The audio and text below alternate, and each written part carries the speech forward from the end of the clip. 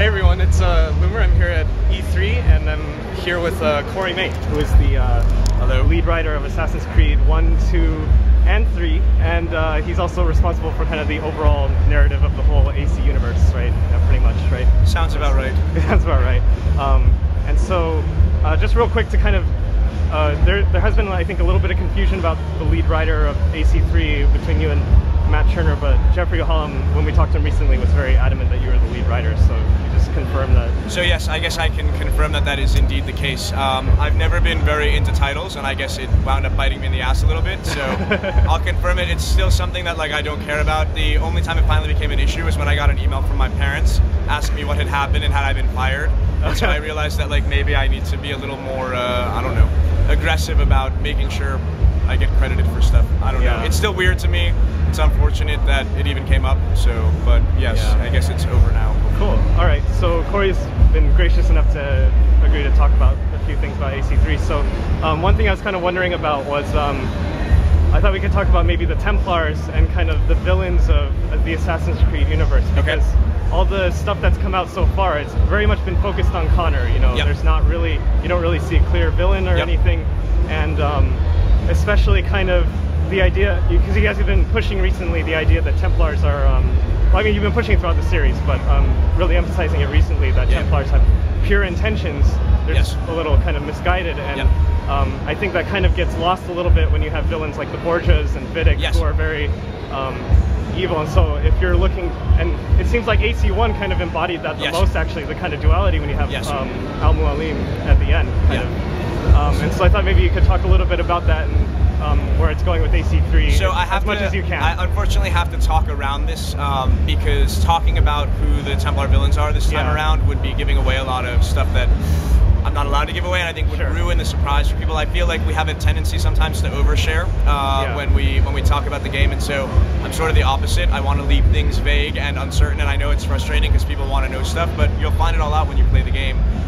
Definitely one of the things going into AC1, into AC3, was to recapture some of that ambiguity from AC1. We have some very interesting techniques that we're applying this time around that will hopefully work out, that we're using to do that, but again, I have to sort of speak around it because to say anything would give away such major plot points and spoil so much that I have to be very vague.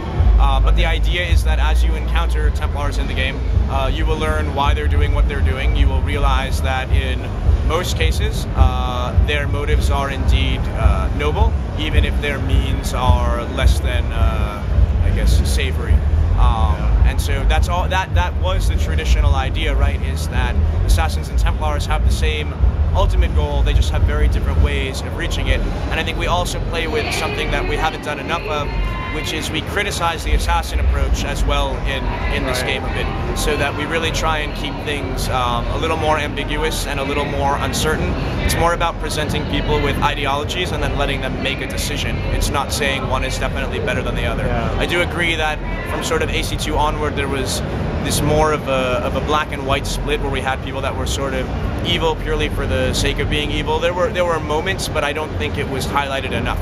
So I'm hoping that in AC3 we do a better job of highlighting the uncertainty and the ambiguity. Yeah, that's great. Yeah, I kind of get that impression from what you guys have been saying. And again, we have to hide so much even in the press that we do and the marketing that we do. So I'm hopeful, and I really do think that there's some really interesting things in store for players when they pick up AC3.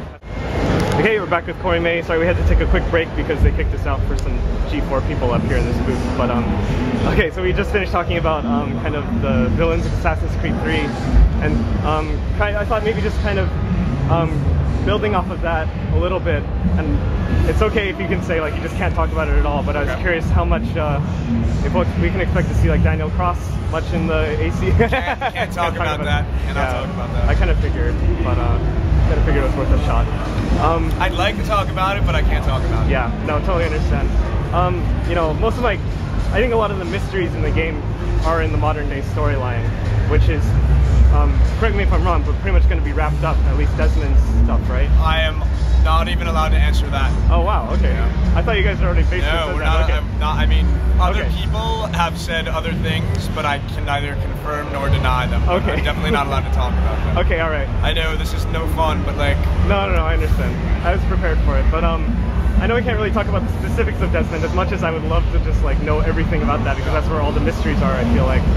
But I thought maybe you could talk a little bit about kind of, you know, the Animus is a really great concept. Like, it allows you to explore a lot of different periods, kind of make radical shifts in the game while still, you know, being part of the same series. And it also explains a lot of video game type stuff that usually people don't, they just kind of take for granted or whatever, you know, like the HUD and the, you know, like respawning, dying, desynchronization, all that.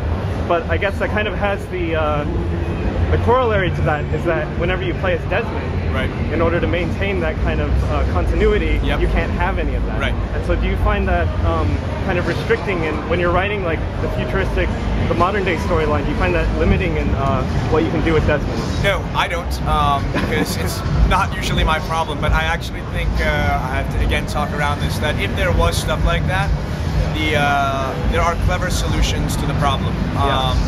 And it's hard to say too much without getting into specific details. I think that over the past couple of games we've seen an increase in the use just of voice to take the place of stuff like that. So for example, Rebecca giving Desmond information, you know, via earpiece to basically help describe like what's on screen and, you know, what might be coming up and what there is that needs to be done. Stuff that is sometimes covered by the HUD.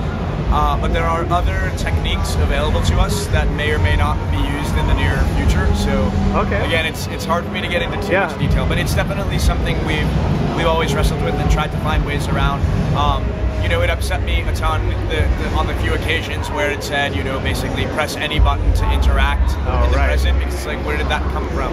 We could have sort of gotten away with it in AC1 since everything was framed by being on video cameras, but even then, why would HUD information or like input commands be popping up? So I've thought a lot about how to deal with that issue, and I think there are a lot of very obvious solutions. It's just there's a big difference between me saying, okay, well, here's how we solve the problem, and actually doing it, because it involves lots of people doing lots of work. So we'll see in the future whether or not we've tackled that problem. But beyond that, I really can't say much. Okay, and has that kind of, you might not also be able to answer this, but has that also kind of, you know, back when the game very first came out, the very first game, I'd always kind of thought, especially after the bleeding effect at the end of AC1 and also in AC2, that you're kind of building Desmond to be this like master assassin, and I had always kind of thought maybe you guys would do like a modern day AC game for Desmond. And so does the Animus restrictions of no Animus factor into that, or can you talk about any of that kind of stuff? No comments. Okay. But yeah, no comment. Okay. All right. Fair enough. It's okay, I pretty much expected this. I apologize, I promise it's not intentional, but I don't want to lose my job. No, I don't want you to lose your job either. Okay, I have, probably another random question that probably won't be able to be answered, but I was talking to my friend Steven, who works for he does stuff for the AC Wiki, and he was mentioning stuff about, he reminded me of, I'm not sure if it's Eruditu. Eruditu, yeah, okay. And like all these mysterious emails, and kind of like giving him access to other people's email accounts and stuff like that. Are we going to see more, or does that person or people have a presence in AC3? Is that like any... Not allowed to talk about that either. Alright, I should probably just stop asking questions like that. Okay, here's a question about something in the past that hopefully you can answer. Probably not, but I'll try. Okay, so the character of Rosa in AC2. Okay. So from what I understand, I think the voice actress who voiced her was like killed in a car crash, unfortunately, I believe. I had no idea. Oh, you had no idea? Because it just, she seemed to be kind of being built up as a character, and then she kind of disappears, you know. So, yeah, it's... Well, that's really sad. Now you're like bumming me out. I had no idea. Oh, you didn't know? Okay. Because I think a lot of people assumed that it was kind of like out of respect, or like, you know, that the character was just kind of retired, but... That's probably I don't know. You probably have to ask Jeffrey about that. Oh, Jeffrey. That, I feel like that deals more with stuff that came... With Brotherhood. Yeah. Oh, okay. Did you have, like, plans for her, or, like, in your head, or... Yeah, I'm not allowed to say. Okay, alright. It's okay. someday I'll be able to answer these questions. Yeah, maybe in November. Okay, here's another thing I thought maybe we could talk about, but also probably can't get into too much detail about. But you know, there's a lot of talk about Connor and how his motivation is kind of different from the other two assassins. He's motivated by justice and not revenge or duty like the other two were. But at the same time, I thought it was kind of interesting because as a child, like his village is burned down, and he seems, I don't know if this is more just because he's like a predator or something, but he seems very brutal, like as an assassin, just in his moves. He doesn't have like the flair that Ezio has or anything. It's just very like you know, it's a lot of the stuff he does can be kind of graphic, and it seems like there's a little bit of anger in there. And I was kind of wondering if maybe you could talk about how, because it seems he could very easily be motivated by revenge. Like it'd be very easy to be upset with the people who burned down his village. I think that the way we look at it is that he's keeping a lot of that stuff in, and he's trying not to be overcome by personal feelings. That, you know, for him it really is about protecting other people from what happened to him, rather than going after those individuals specifically because of what they did. It's more the general act that if these people could cause this kind of harm and damage to my village, to my people, who's to say that they're not out there now doing the same to others? So he's motivated less by a desire to punish them and more by a desire to protect the people that are potentially going to be oppressed or harmed by them.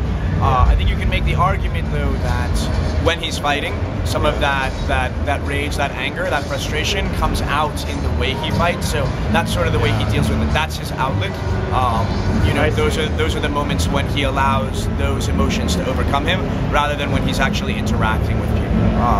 There are a lot of other things that are at play in the story that we haven't been able to talk about. That will also influence, some in subtle and others in not so subtle ways, like his development and his journey. So while a big part of it is justice, there is a second thing that I can't talk about at this time. Of course, It's a big spoiler and it's a big surprise. Okay, cool. Yeah, I figured. And look, the other thing, the reality of the situation is that I think there is a desire on the design, on the animation side, for a new approach to the combat animations, right? There's a desire not to be recycling. There's a desire not to be you know, carbon copying the assassin. So we've changed, obviously, heritage, we've changed background, we've changed personality, and so there was also obviously a desire to change like the way he moves, the way he fights, so that, you know, we can establish him as his own character. And so I think that's another reason that you're going to see these differences, right? We didn't want to just do Ezio all over again. We didn't want to just do Altair all over again. We wanted to do Connor, and Connor is new and different. There's different things motivating his behaviors. There's different things that are guiding him over the course of the story, and so it's just all going to be different. Yeah, I think a lot of that, a lot of that kind of brutality, I think, also comes through because, you know, he has a hidden blade. Well, actually, he has two hidden blades, I believe, right?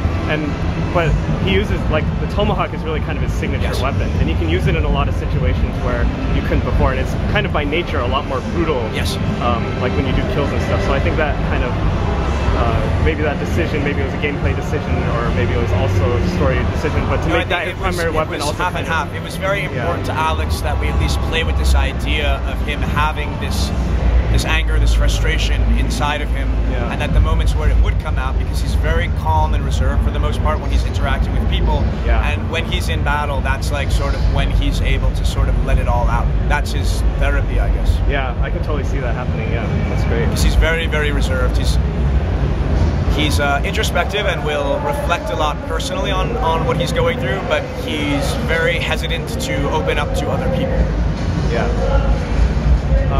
Cool. Okay, so I had another question that, again, you probably can't answer, but, and this is actually not AC3 related, but, you know, there's a while ago that there was an announcement about the Assassin's Creed movie and how you guys had negotiated some pretty crazy rights to it and everything. And, okay, what I want to ask is, you know, do you have any, can you tell us what the status is and all that or anything? Or what, I'm not allowed to talk about that at all. Is the project, can you say if it's still like something that hasn't been... absolutely nothing about that at all. Fair enough, yeah. Pretty much figured. There was another thing I wanted to talk to you about, which I think I'm pretty sure it was you in a recent interview that I saw, where you were talking about how kind of without the constraints of what the programmers can do, what you would really like to see is kind of like a game that explores multiple assassins. Is that right? Yes. Yeah. So it's always been a dream to somehow play with the idea of multiple assassins, multiple periods of time, multiple places, all unified by some central theme or objective. But I don't know how we would do it. It's so much work just to create one world and one assassin. I mean, it's taken us over 2 years to build Connor, so imagine trying to multiply that by 5 or 6, and to give that much attention to detail in everything from just actual character creation on paper, you know, personality, backstory, to then just animations. You know, because you want them all to be different, because different people perform in different ways, and you'd want them all to be distinct. You'd want their personality to come out in their movements. It doesn't seem feasible.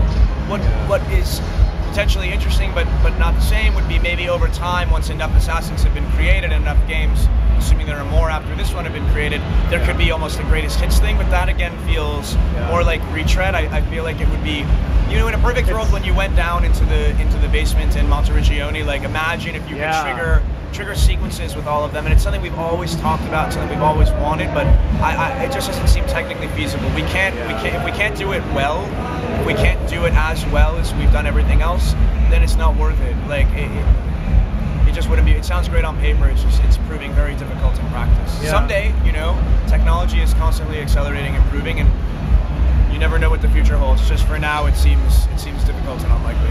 As much as I'd love to do it. It seems like you guys almost kind of did that with Revelations, because you were able to do Altair and Ezio. You had already built up both of those. And so we were, I was but it's still not quite the same thing. Yeah, I know what you mean. I was wondering if you'd ever played, because when I heard you talk about that, I was kind of thinking, because one of my favorite games from the last generation was Eternal Darkness. Yes. I don't know if you played that. Yeah, and they did an incredible job. But again, I think, just in terms of where we are with graphical fidelity and animation and world interactivity, and just all of our mechanics, be they the free running or the combat or just the world AI, it's certainly as games have gotten bigger and broader and more detailed, it just means the amount of work that has to be done has become that much harder. It's just, I don't know if you, I don't know how you would do it now. And maybe there are people out there that could, but I still think that we have the most amazing team in the world, and I feel like if we can't find a way to do it, it means it's not time,